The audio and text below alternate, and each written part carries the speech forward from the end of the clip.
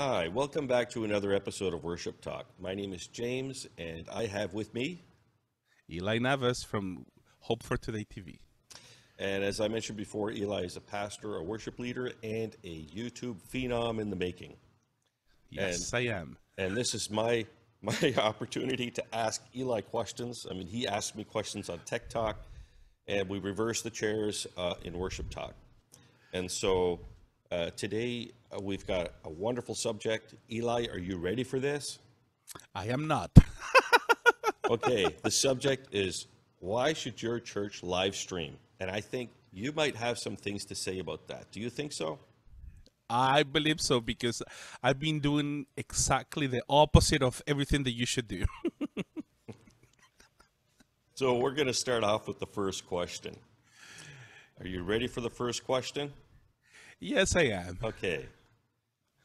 Given the situation we are living in with the pandemic and beyond, some churches are questioning if they should invest in live streaming solutions as they had pre-recorded and uploaded services online.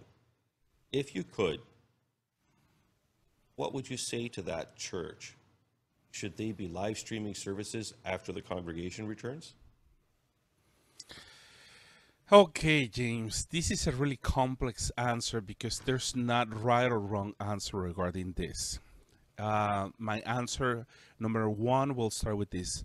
Take in consideration that a substantial percentage of people won't go to church right away when the churches are allowed to open to the 100% of their capacity. Take in consideration seniors over 60 to 70 years old, families with babies under 2 years old, and big families with children in the range from 10 and below.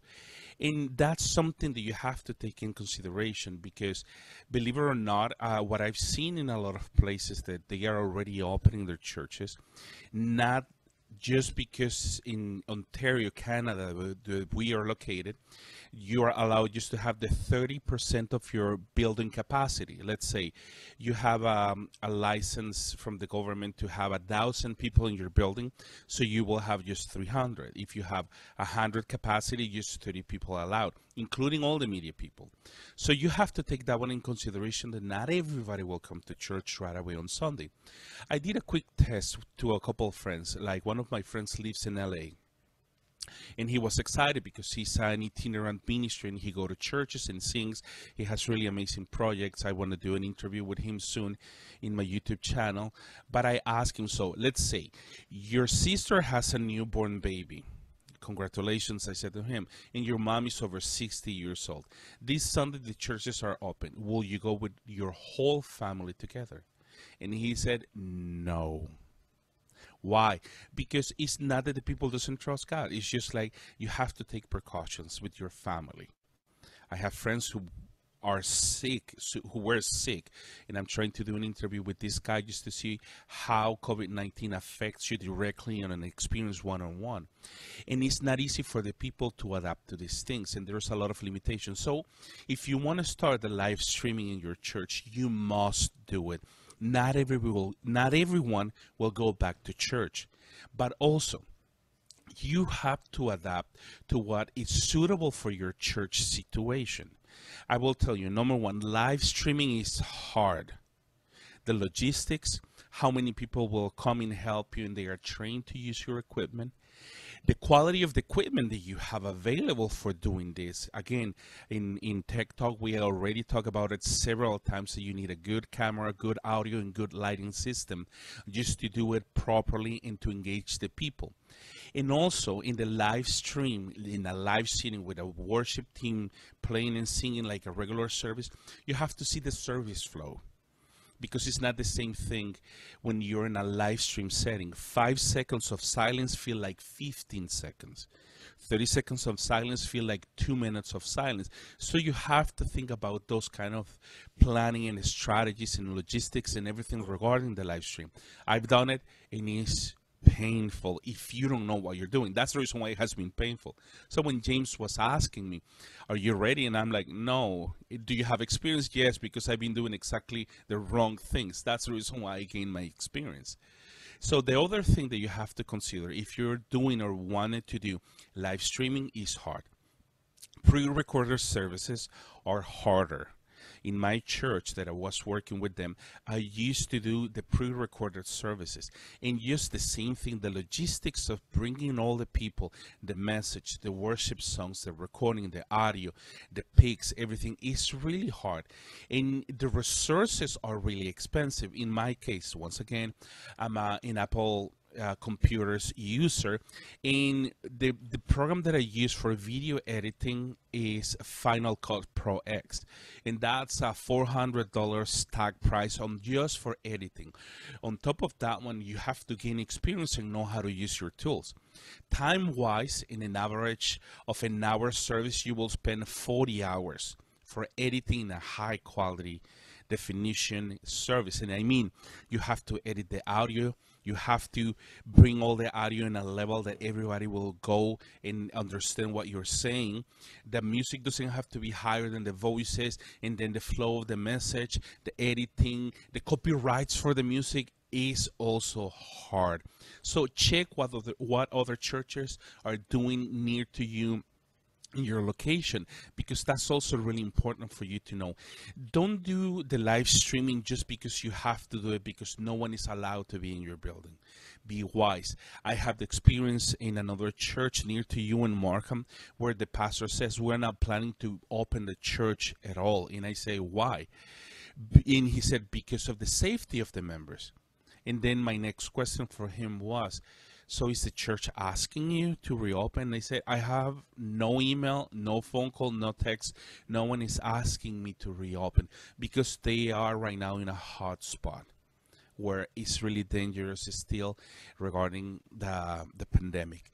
And the third thing that I will mention to you is you have to adapt to what is suitable for your church location, but also you have to think about the long-term plans and organize ahead of time. Again, you have to think about the quality of the image, the resolution, and the lighting. Like in my case, sometimes I use my phone that is a 4K resolution, but I remember James was the one who was providing me a shoulder cam that it was also 4K and you can transmit online. Think about it. The quality of audio. The quality of audio is really important. Remember, people watch TV, people watch YouTube, and there's a lot of people, not just in the church environment, but also in the secular environment, where they are doing this in a professional level. So the engagement of the ability of the people to put attention to your service will depend also on your resolution and lighting and the quality of your audio, but also the quality of your content. You have to be relevant and relatable, and that's one of the things that you have to think about the churches in this time. Again, one more time, I won't get tired of telling you, church shopping is real. I like your worship, but I don't like your message, I will go to another church. So your content is really important. You have to be reliable, relatable, and also really actual with what is happening. And I'm not talking about that you will prepare your message on Saturday night to be relevant. No, I'm talking about you go on prayer and you prepare your message. By example, I was talking with James before we start this worship talk today. And even when I was preparing my YouTube channel for this week, why bad things happen to good people. And that's what is going to be the title of this week's message. And my wife was hesitant. She was like, I don't think that will be really relevant for what is right now. And I'm like, I think that God is really pushing me to bring this message for the needs that are in the market right now, and people is looking for answers, because we're heading to the third month of official pandemic, and people is getting desperate, and people is questioning about. So your message, your sound, and your quality has to be at the same level. We have to prepare in prayer, and we have to get ready with the resources. Prepare visuals for your messages and put it online, like Jamie's doing it right now. He brings the question on the screen and I answer. Try to be dynamic in that regards. And the final answer for me is live streaming is mandatory. It's not an option anymore. A lot of churches will end up closing their doors because they are not adapting to the new normal. Please keep this one in mind, just not as a warning, but just as a word of encouragement. You have to do it. Don't be afraid. Do it. When? Now. When? Yesterday. You should do it. Yes, that's absolutely true. And, you know, many times Jesus told the disciples not to worry and not be afraid. And it's the same. It's the same in this case. You know, Yes. worrying about, well, what can be done about a video ministry or live streaming, or you know, how will that work out? I mean, that's really, in essence, worry and fear are the same. And yeah, you're absolutely right. You're spot on. It's uh, don't let that rule you. Don't let that take over. You know, God has asked us to spread the word, and outreach, starting, of course, obviously within the building, but going out. And if and if we haven't made it there yet, then we have to continue in ways that we've not gone before. And if that means live streaming is new to you, in this day, in this age, live streaming is definitely a must. Definitely. Yeah, and I like what you're saying, James, because you're bringing to my mind something really important.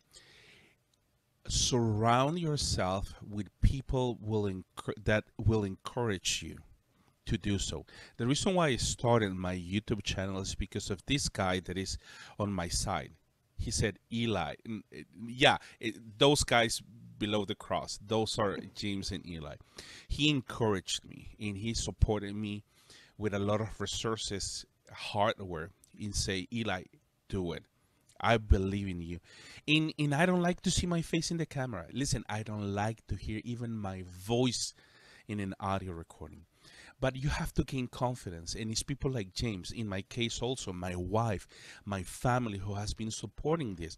And James is opening all the time, is a YouTube sensation in the making. And yes, it's true. Trust the calling of God upon your life. This is not just about surviving in the midst of the pandemic. No, this is also about developing the trust in the abilities that God has placed inside of you. If you don't know it, I will tell you, but remember this. I'm a worship pastor. I'm a preacher too. I'm a teacher because those are my abilities. But my first language is not English. It's Spanish. I'm from El Salvador. I'm Latin American. And I'm doing something in English because one day someone encouraged me. And listen, if I can do it, you can do it. Remember Moses. Moses has no resources, and God asked him, what do you have in your hands? And he went and like, oh, I have a Star Wars mug. No, I mean, and a stab. And he said, I will use that stab.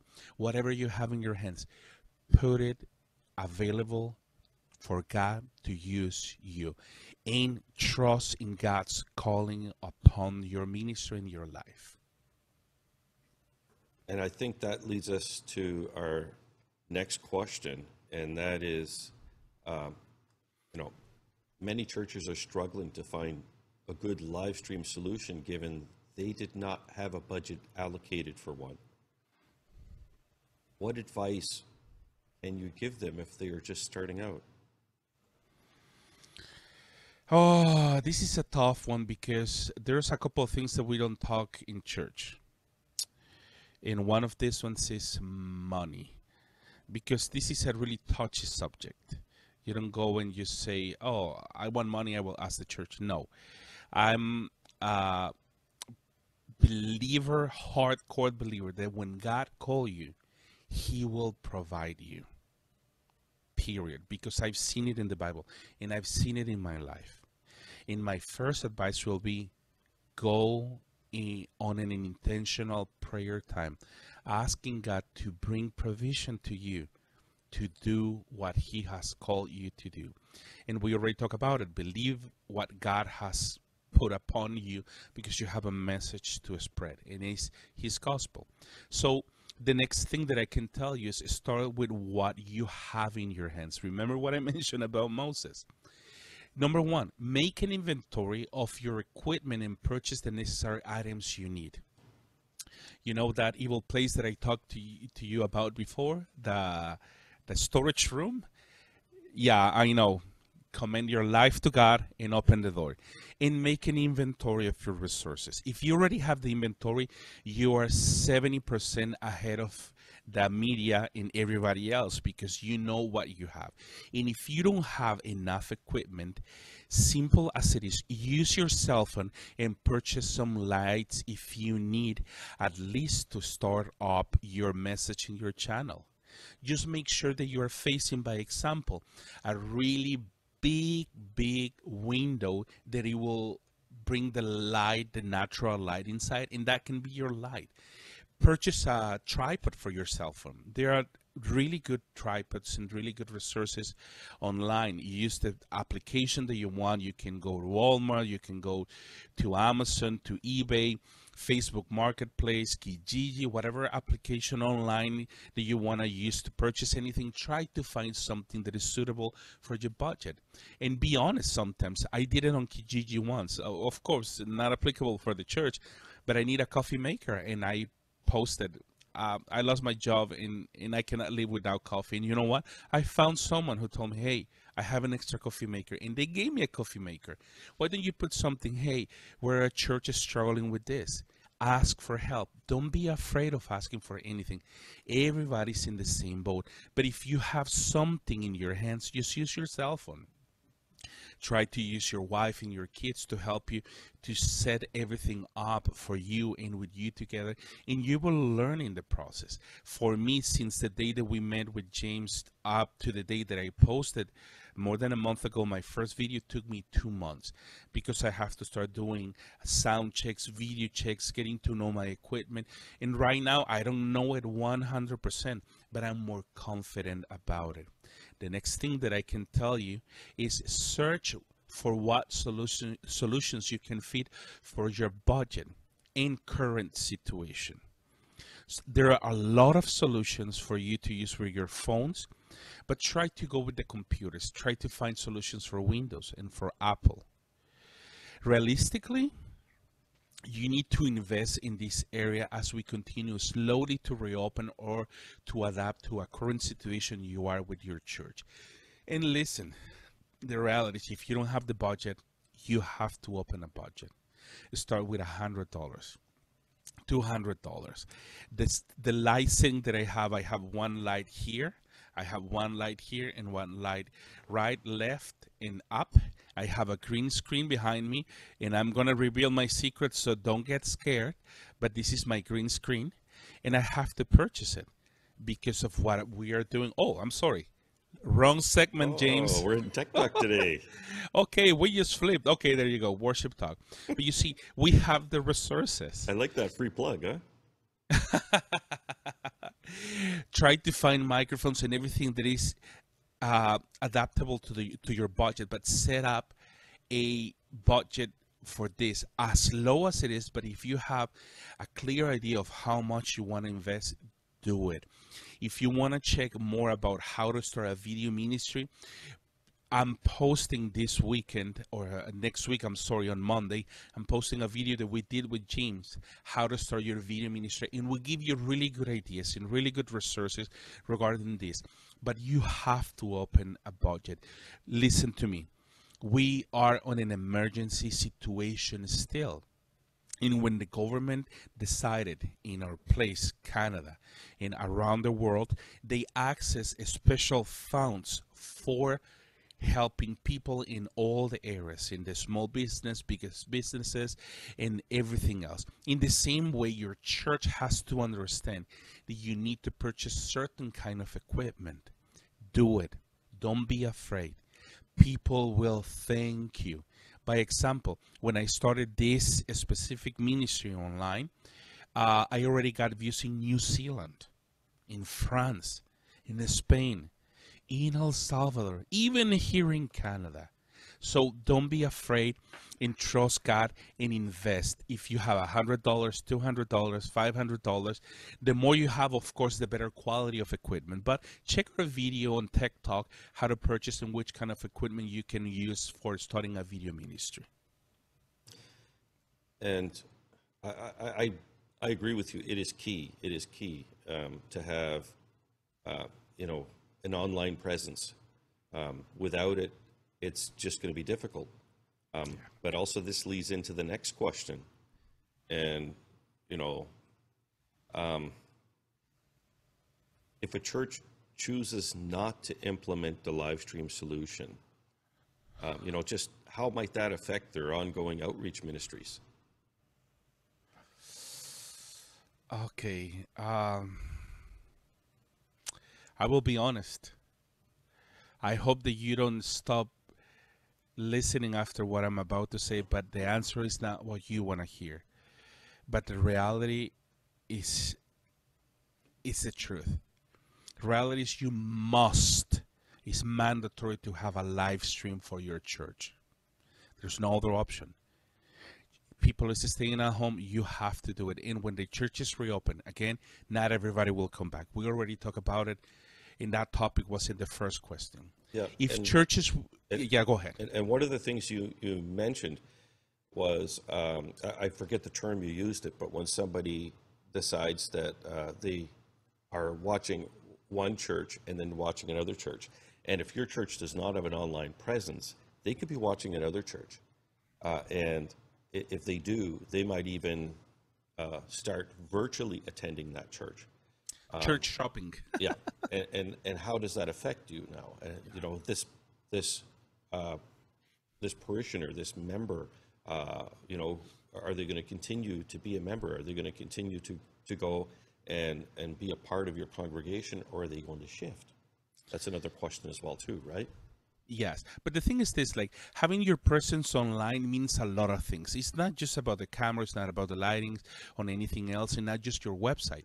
But does your church has a way to capture the finances online? Do you have online giving? I mean, the technology is helping us to stay home, and believe me, I've seen churches who are growing right now on the media because of the ability to adapt to the changes into the circumstances that we're facing right now on the day-by-day basis regarding what is happening around the world. And remember, and I'm sorry, I don't want to be the fly in your soup, but this stuff is happening, number one, everywhere. It's not just you. So the pandemic doesn't mistreat you. It's mistreating everybody else. So believe me, it's happening everywhere. So we have to adapt and try to find resources that it will help you to adapt to what it is. Sometimes mailing a check or going physically to the church might not work.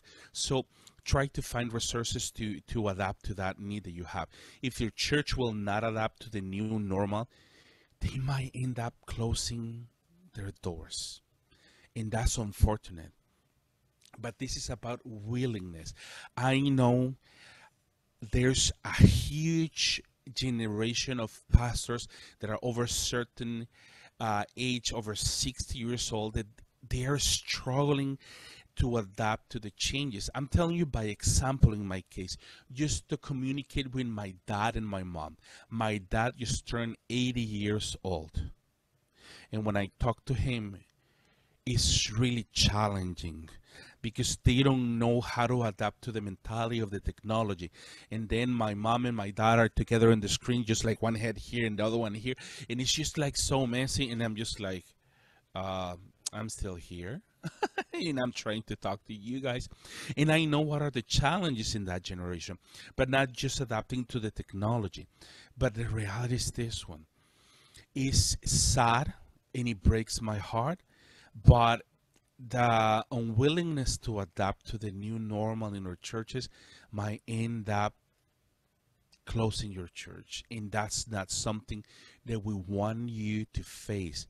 But the truth is, ask for help. There's a generation in your church who can help you, your kids, your sons, your daughters, or the youth ministry, your youth pastor. Someone can help you to set up this one for you. And not just do it seated on a desk. You can be more dynamic and try to adapt. Even though changes are hard, changes can also be good in some sense. And remember, this is one of the things that is really hard to see in the Bible, but it took 10 plagues for Pharaoh to release Israel from Egypt. But it took God 40 years to take Egypt out of Israel's heart. So let's stop to be stubborn as pastors. Number one, we don't know everything. We need help. We need support from people like James, people in their churches that are volunteers. And these people will help us to face the changes. And I know that it's hard. Believe me, I have 3 kids and their generation has a different way of saying everything. Like my biggest problem was like LOL. I was just like, lots of love? No, it's laugh out loud. And I'm like, yeah, LOL can mean everything. And those kind of things might look, it might seem to be a little bit small, but those things are going to help you to adapt to the newer generation and to release your potential online. And also think about the how many people you can reach online. As I told you before, I have people watching me from South America, people watching me from Europe, from Asia. The potential you have is incredible right now. So don't be afraid and just do it. And remember, this is literally a life or death situation for your church. And just kind of carrying on from that, you mentioned about even online giving.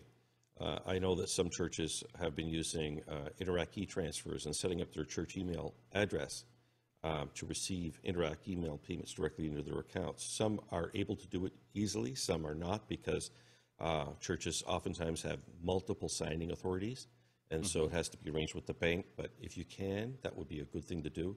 Yes. And also, some are also setting up PayPal accounts or something similar to that, so they can receive through donate buttons.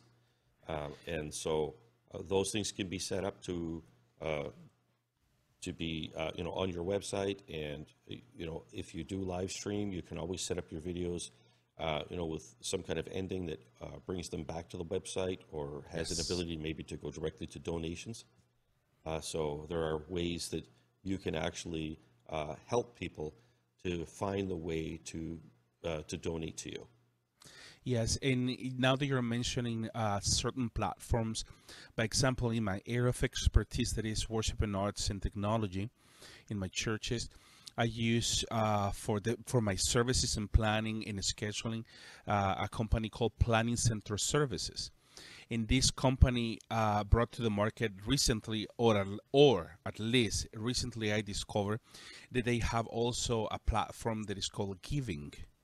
And you can set up your account for your church and everything, and you can set up texting giving. You just send a text to a specific number with the amount, and then everything will be taken off of your credit card, your debit card, or whatever you have set up in this account, and it's safe. They have a really high firewall and protection, and it's unhackable technically.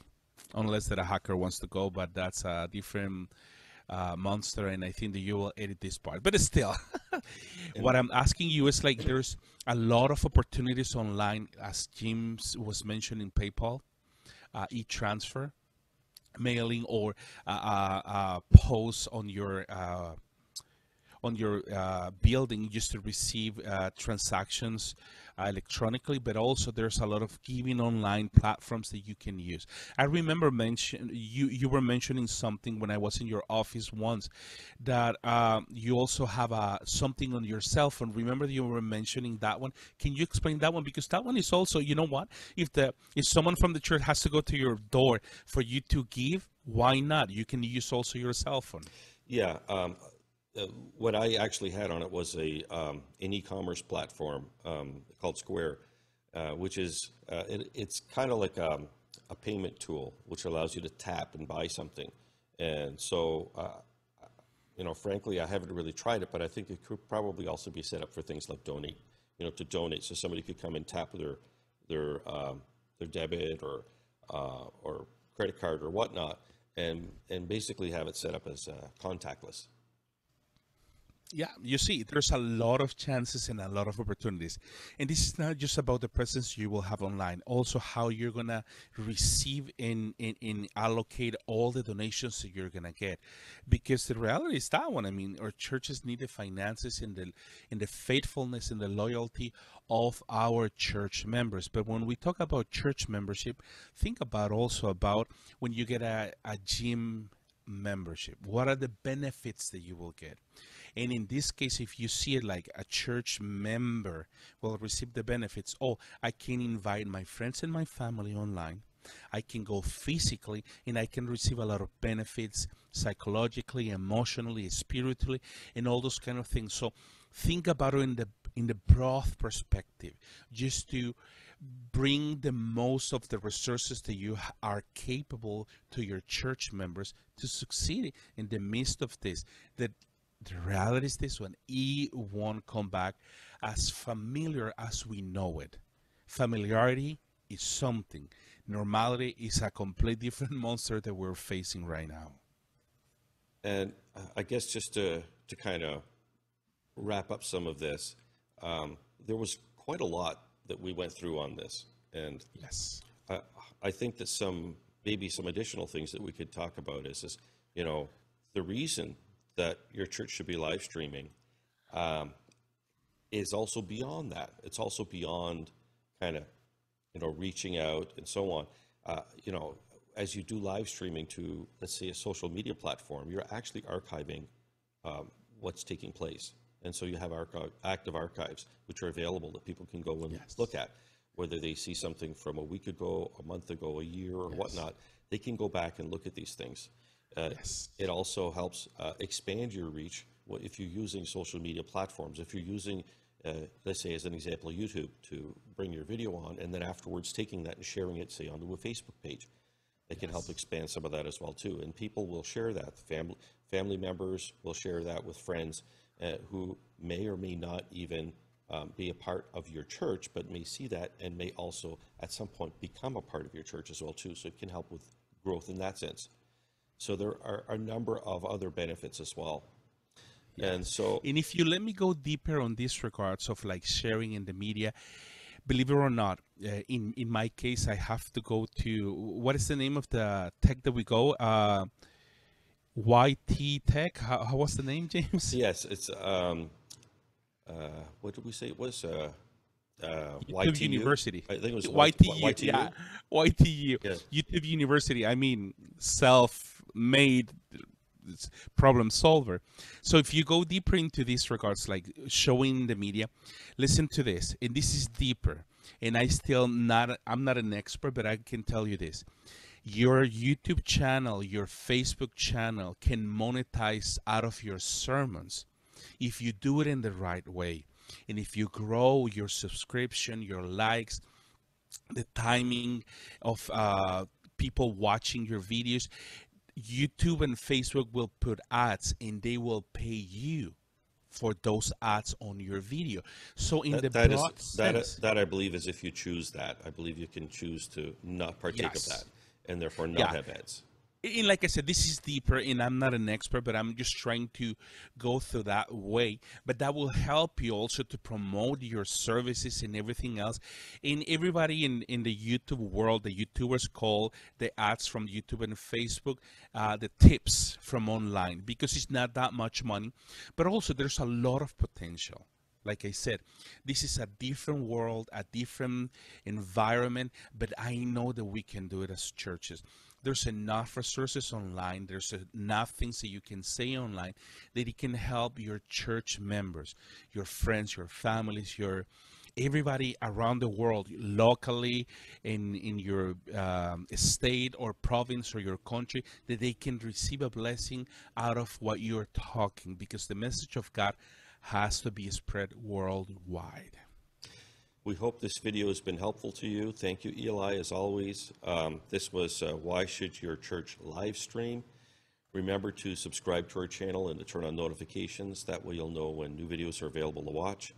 Be sure to leave us some comments below so we know if this video was helpful, and Also, feel free to ask questions on this topic or other topics you're interested in hearing about.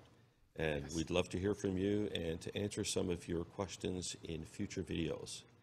We're glad you're here and hope that you're having a fabulous day, and we're looking forward to seeing you in our next video. Have a wonderful week.